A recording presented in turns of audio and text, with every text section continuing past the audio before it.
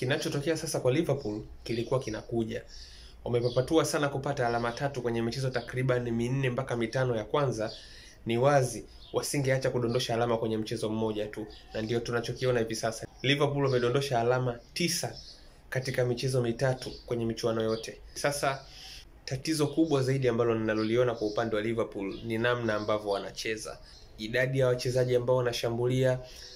Kitu ambacho nimekigundua msimu huu kutoka kwa Liverpool tofauti na msimu uliopita, nafikiri Arne Slot amebadilisha kitu kidogo kwenye namna ambavyo Liverpool wanashambulia. Msimu uliopita Liverpool walijitofautisha kabisa na Liverpool ya Klopp, ambayo ilikuwa ni timu ambayo inacheza direct sana, ikipoteza mpira inaanza kukabia juu. Msimu uliopita Slot akawa ameondoa hicho kitu. Liverpool wakawa na control zaidi ya mchezo, umiliki wao ukawa ni mkubwa zaidi, wakawa wanachagua nyakati za kwenda na unyoofu zaidi na nyakati za kutuliza mchezo na kuonana zaidi. Lakini msimu huu Liverpool wanaonekana wamerudi tena katika utaratibu ule ule wa Klopp wa kucheza vertical sana. Nafikiri ni kwa sababu baada ya kutoa ubingwa kwenye msimu wa kwanza, ni kama Arne Slot alikuwa na akisi kwamba msimu huu wapinzani watakuja wamejipanga zaidi dhidi yao, watajaribu kukaa zaidi nyuma ya mpira, wazuie zaidi Liverpool, kitu ambacho pengine alihisi kwamba kitawapa changamoto kwenye kuwafungua kama wangeendelea kucheza kama walivyokuwa wanacheza msimu uliopita. Sasa matokeo yake sasa hivi Liverpool wameondokana na ule utaratibu wa uchezaji wa msimu uliopita. Timu inacheza kwa unyoofu zaidi. Timu iko direct sana. Kwa bahati mbaya sana tunaanza tena kuyaona matatizo ambayo hayakuwepo msimu uliopita. Mabeki wawili wa katikati kuachwa peke yao, Van Dijk pamoja na Ibrahima Konate, kwa sababu katika namna ambavyo Liverpool wanacheza, Milos Kerkez anafunga safari anaondoka, Jeremy Frimpong anafunga safari na yeye anaondoka, kwa hiyo nyuma wanabaki watu wawili. Ina maana Liverpool wanashambulia kwa kasi tofauti na msimu uliopita ambao walikuwa more controlled, alafu wachezaji karibu wote wanakwenda kushambulia isipokuwa mabeki wakati wawili tu. Kumbuka pia tumemsifu Ryan Gravenberch kama namba 6 mzuri, lakini yule kiasili sio namba 6, ni mtu ambaye amefanya kama kutengenezwa kwenye ile role. Gravenberch ni namba 8 kiasili. Kwa hiyo hata ile instinct na uwezo wa kuhold position pengine kama ambavyo alikuwa anafanya mtu kama Fabinho na kila kitu, huwezi kuipata kwa Gravenberch. Na yeye pia ni kama vile kuna muda atatamani kwenda kuongezeka mbele, kuna runs naye amekuwa akizifanya msimu huu. Kwa hiyo unachokuja kukigundua ni kwamba nyuma wanabaki watu wawili. Sasa matokeo yake Liverpool wanashambulia kwa haraka, lakini kwa sababu wanashambulia kwa haraka na wanashambulia kwa idadi kubwa ya wachezaji, wanabaki watu wawili nyuma, wanajikuta wako kwenye hatari pia ya kushambuliwa kwa haraka. Na ndio kile ambacho tunakiona mpaka sasa. Liverpool wana struggle kuwazuia wapinzani kwenye negative transition.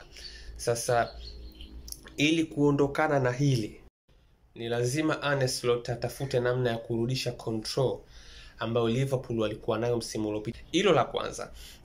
La pili, Liverpool msimu huu kwenye namna wanavyoshambulia hasa kwenye robo 3 ya mwisho ni kama wanatabirika. Kwanza wanapenda zaidi kuutumia upande wa kulia, upande wa Mo Salah, na ni kama vile wapinzani wameshalijua hilo, na ndio maana Mo Salah akipata mpira hawapungui wachezaji wawili ambao wanakwenda kudouble up kwa Mo Salah.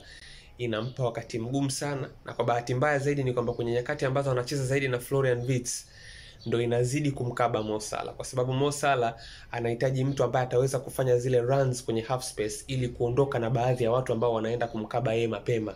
Lakini kwa sababu Wirtz sio aina hiyo ya mchezaji, anajikuta ana struggle. Lakini hata anapotumika Szoboszlai hivi sasa bado inaonekana kuna changamoto, kwa sababu ni kama wapinzani wamejua kwamba Liverpool wanategemea zaidi upande wa kulia, kwa hiyo wanaweza wachezaji wengi kwenda kucommit kwa Mo Salah, mchezaji ambaye ndo the best player unapozungumzia ushambuliaji wa Liverpool ni Salah. Lakini kitu cha mwisho ambacho mimi nakiona ni kwamba kuna baadhi ya wachezaji hivi sasa inabidi nafasi zao kwenye kikosi cha kwanza pia zianze kufanywa tathmini na Arne Slot pamoja na benchi la ufundi. Hivi sasa ndo utajua umuhimu pengine wa kufanya signing ya McGahey kiukweli, kwa sababu nafikiri Ibrahima Konate anapaswa kuwa kwenye ushindani wa hali ya juu sana wa kuibakisha nafasi yake kutokana na kiwango ambacho amekuwa kikionyesha.